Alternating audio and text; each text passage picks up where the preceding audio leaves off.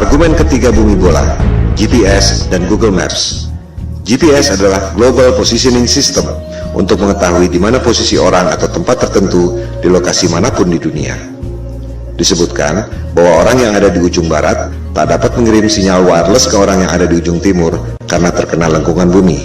GPS pada mobile phone kita, juga pada aplikasi Uber, Gojek, dan lain-lain, menggunakan berbagai aplikasi yang sudah ada. Yang paling umum adalah Google Maps.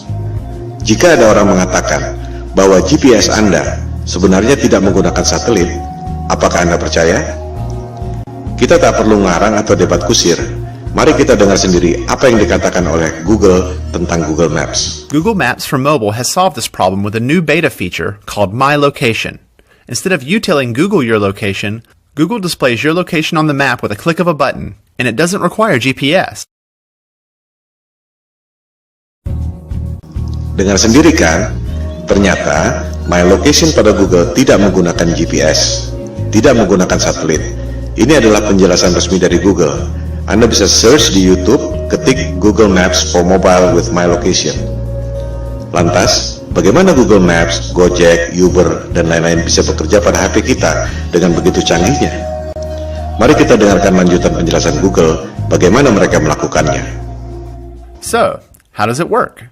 Each time you use your phone to make a call, send a text message, or view a website, the information goes through towers, which provide your phone with reception. A tower picks up your call and connects you to your Aunt Molly.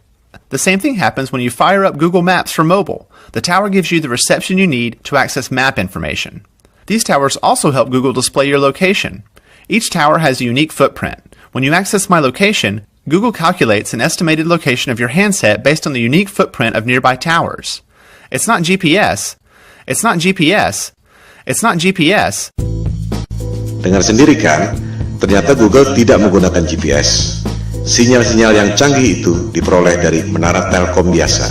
Persepsi Anda yang mengatakan bahwa HP Anda menggunakan GPS dan satelit lewat Google Maps. Google sendiri mengatakan tidak. Bagaimana dengan Google Maps yang secara sempurna dapat membuat peta dari udara, termasuk atap rumah kita bisa kelihatan? Bukankah itu menggunakan satelit? Ternyata Google Maps dibuat dengan menggunakan drone, bukan satelit. Silakan Anda riset dan temukan sendiri. Semua bukti-bukti ada di depan mata.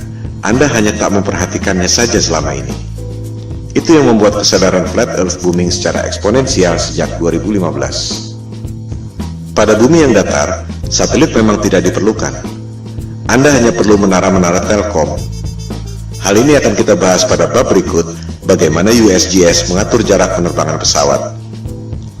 Pertanyaan yang mind-provoking adalah, jika Anda bisa dapat uang 1,5 triliun rupiah untuk membuat satelit, padahal sebenarnya Anda cuma keluar biaya bikin tower 150 juta, keuntungan 10.000 kali lipat, dan orang tak ada yang tahu, Anda mau atau tidak? Keuntungan 10.000 kali lipat. Anda dagang dengan modal 1 juta, dapat hasil 10 miliar. Mau atau tidak?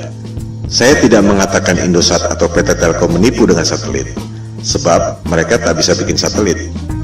Yang bisa bikin satelit adalah dia-dia juga, Hughes, Boeing, Ball, Lockheed Martin, dan lain-lain.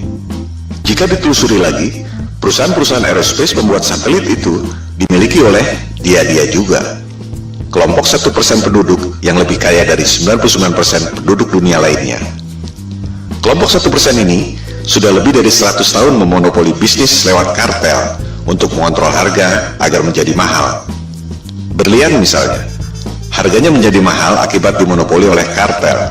Mereka membuat ilusi supply dan demand supaya harganya tinggi. Di sektor supply, sebenarnya sumber daya berlian tidak selangka itu.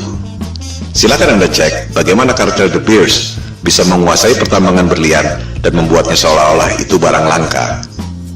Di sektor demand, kartel membuat ilusi seolah-olah berlian adalah kebutuhan manusia. Seolah-olah perkawinan Anda tidak afdol jika cincin kawin Anda tak ada berliannya. Itu sebenarnya adalah propaganda marketing yang dimulai tahun 1940-an. Begitu pula dengan ilusi minyak adalah sumber daya fosil. Minyak adalah senyawa hidrogen, oksigen, dan karbon, disebut hidrokarbon, yang berasal dari perut bumi. Tak ada bukti bahwa minyak berasal dari fosil tumbuhan dan dinosaurus. Itu adalah ilusi yang diciptakan oleh Rockefeller agar harga minyak menjadi tinggi. Rockefeller mengundang saintis ke konferensi Jenewa tahun 1892 untuk memulai propaganda bahwa minyak berasal dari fosil dinosaurus dan tumbuhan. Padahal, fosil adalah benda padat dan hidrokarbon minyak adalah benda cair. Fosil yang berasal dari makhluk hidup tak pernah jauh dari permukaan bumi. Sementara, manusia mengebor minyak sampai kedalaman 10 km dan tak pernah ada bukti bahwa fosil ditemukan di kedalaman itu. Tak semua orang menyadari bahwa media-media massa besar di dunia dimiliki oleh 6 perusahaan saja. Si kelompok 1% itu mampu memonopoli informasi yang diterima oleh 99% penduduk dunia lainnya. Hal ini yang disebut sebagai propaganda, mind control. Jika kelompok super kaya yang 1% itu, atau disebut elit global, mampu mencuci otak Anda lewat pendidikan, media massa, dan film-film, ilusi marketing yang membuat harga berlian dan harga minyak menjadi tinggi, apakah mereka tak mampu membuat ilusi tentang satelit? Kembali pada soal GPS. Tak semua orang menyadari bahwa GPS digunakan sejak tahun 1973 yang merupakan bagian dari teknologi militer. GPS berasal dari teknologi sebelumnya yaitu LORAN atau Long Range Navigation dan Decca Navigation yang digunakan sejak Perang Dunia Kedua. Of its equipment, which makes it very easy to operate and maintain once you understand a few fundamentals. To provide worldwide coverage, the Omega system will use 8 VLF transmitting stations. One in Norway, another in Trinidad, one in Hawaii, and another in north-central United States. Of the remaining, one is in the Indian Ocean, another in the southern part of South America, one in the Tasman Sea area, and finally, one in the Western Pacific. Apa yang membuat Anda berpikir bahwa dunia militer yang didesain buat perang membela negara tiba-tiba jadi malaikat yang menolong umat manusia di negara-negara lain dengan memberikan teknologi gratis? Disinilah jelinya the global elites yang sudah lebih dari 100 tahun memperoleh profit dengan cara menipu orang, scam, money laundering, transaksi fiktif, you name it. Demikian halnya dengan NASA. Apa yang membuat Anda berpikir bahwa NASA adalah badan eksplorasi yang bekerja untuk kepentingan dunia? Siapakah NASA? Coba kita lihat keterangan di webnya sendiri.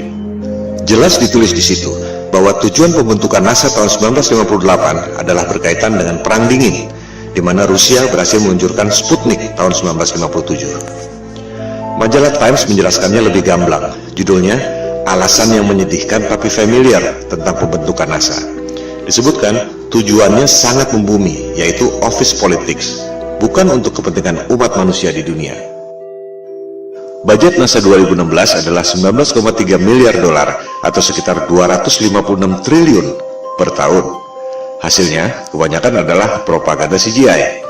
Motivasinya, ada 256 triliun motivasi di situ.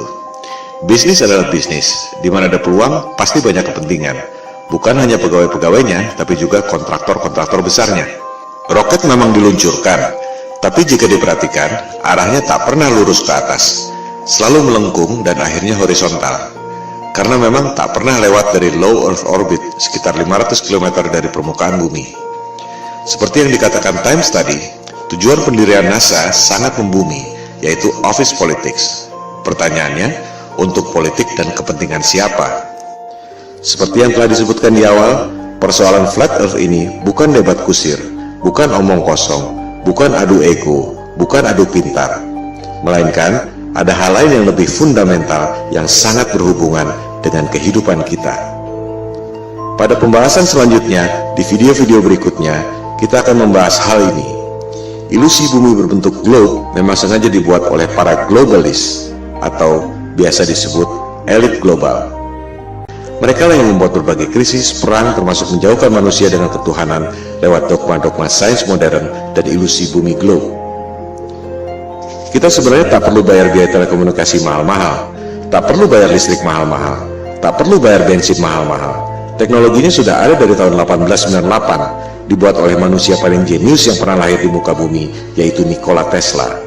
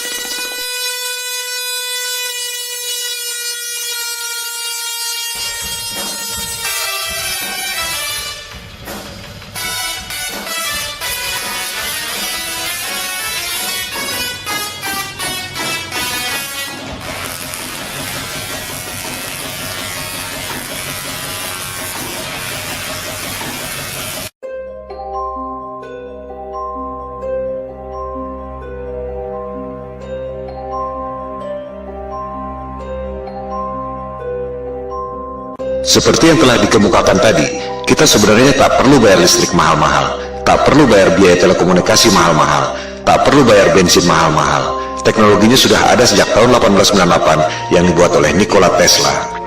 Itu sebabnya ia dikucilkan oleh JP Morgan, salah satu pentolan elit global. Hal-hal seperti itulah yang dilakukan agar kelompok yang 1% itu bisa mengontrol 99% penduduk dunia lainnya. Berbagai manipulasi dan propaganda mind control dilakukan, seperti membuat ilusi supply dan demand, ilusi satelit, ilusi GPS, ilusi bumi berbentuk globe, ilusi bahwa mereka adalah kelompok adidaya yang sudah mampu melakukan eksplorasi ruang angkasa. Bangkitnya kesadaran flat earth merupakan ancaman bagi mereka. Oleh sebab itulah pemaparan ini diberi judul Konspirasi Bumi Datar. We don't have time for a meeting of the Flat Earth Society. Soal foto-foto CGI, satelit, dan GPS yang sudah kita bahas adalah soal teknologi, belum masuk pada sains yang sebenarnya. Kita akan membahas pada episode berikut. Sementara ini, kita tutup argumen GPS dan Google Maps dengan fakta bahwa Google Maps dan GPS tidak menggunakan satelit, melainkan menggunakan menara telkom biasa.